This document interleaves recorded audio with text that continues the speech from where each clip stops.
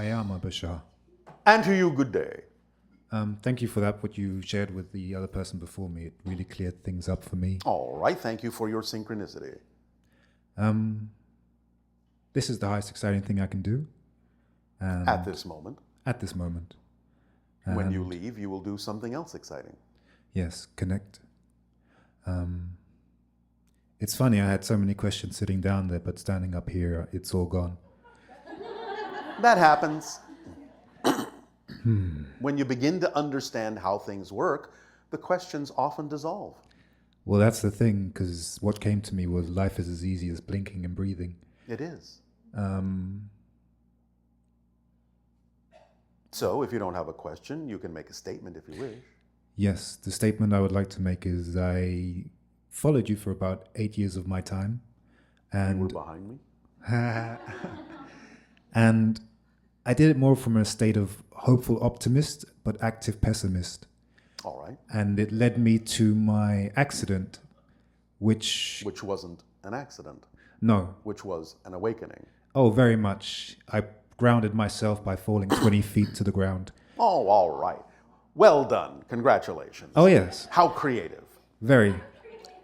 And once I hit the ground, I transitioned into, I think, a limbo state where I talked to my higher self. Yes. And it said, would you like a second chance? To which I said, do I get one? And he said, yes, of course. Absolutely. Of course. Everyone chooses when they die. Yes. So I was like, okay. You are always offered. You can continue in the same life. You can choose other things. You are always offered a choice. And then I deliberated for 5 minutes because of rent and taxes. And for some reason, I chose to come back. It was like the 5 minutes was condensed down into 1 second. Yes.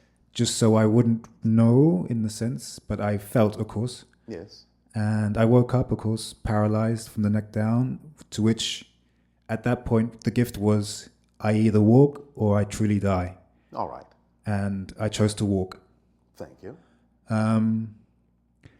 But then, when I hear you talk about these storylines that you're sharing now, yes. If everything is new, billion times a second, yes. Why this storyline of Atlantis and not one which is bathed in utopian ideas and abundance? Why? Yes. What do you mean, why? Well, it could be any timeline that you would share with us. Why this one, that it was destroyed with the comets and everything? Because this is the one you're all playing out. This is the one we're speaking to right now. So it's important that we are on this theme and this pathway. Yes, because your theme is transformation from darkness to light. Therefore, that part fits the story that you're playing out. So right now, that's part of your history. In a little while, it may no longer be. Because remember, as you change your present, you change your past. But right now, that's the storyline you're playing out, all of you. Well, yes, I did transform from darkness into light.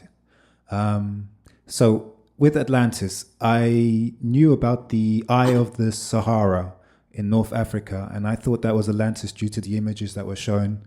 But now you're saying Atlantis is in the Bahamas. The main island, but they did have colonies. They did spread across the globe pretty far. Yes.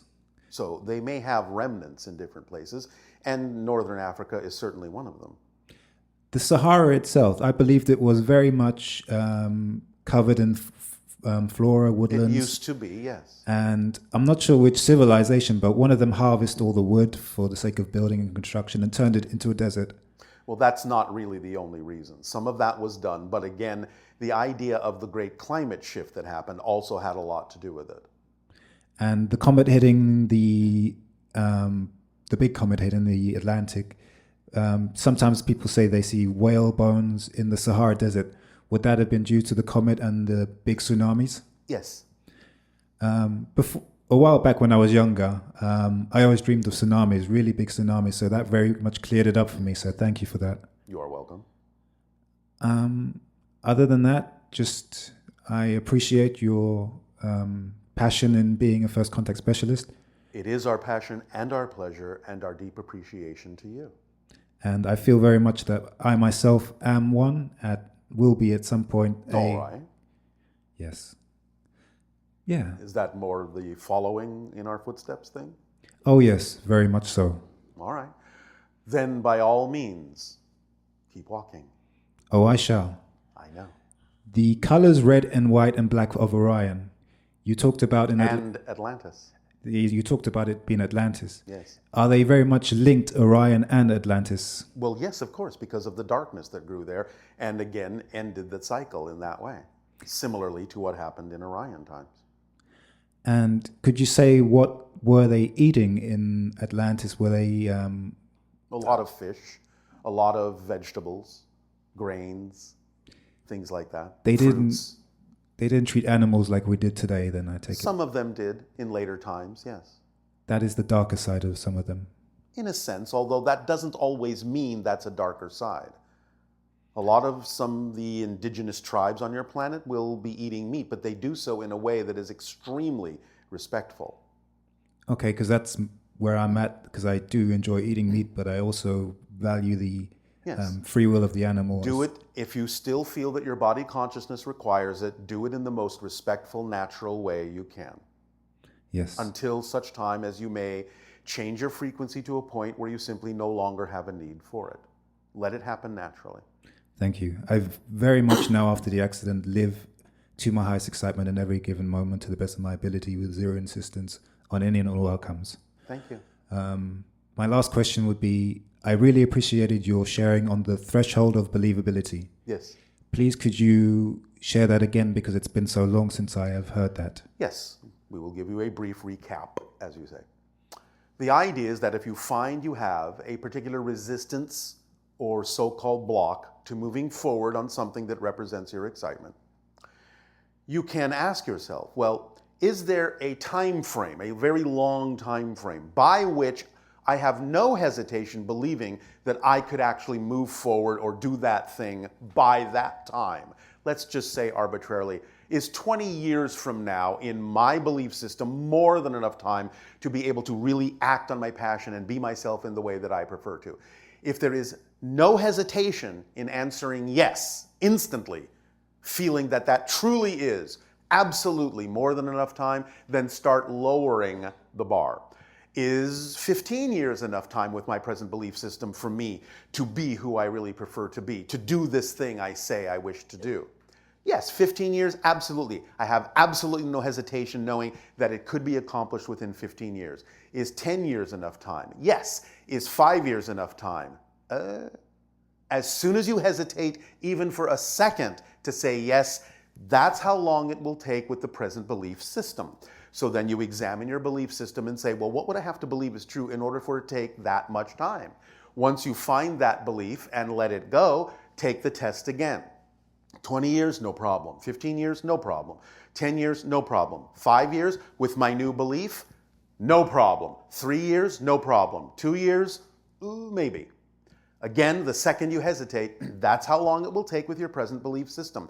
Keep finding the beliefs that make you hesitate to be yourself and let them go. If you finally let them all go, all the ones you can find, and there is still an amount of time left, that's how long the process needs to take for you to have the experience you need to have to develop a full understanding, a full appreciation of what the actual outcome will be when you act on your passion. That's the threshold of believability test. So you can reduce the process down quite a lot, but only to a point where if you really need some process because you're here in physical reality, which is all about the idea of having an experience, to learn something new about yourself and see something from a different point of view, then you will arrive at the least amount of time, the least amount of process that you need by doing the threshold of believability test. Does that help? Yes, the journey is the goal. Yes. Thank you so much, Bashar. Thank you. First Physical Contact 2025. We will see about that.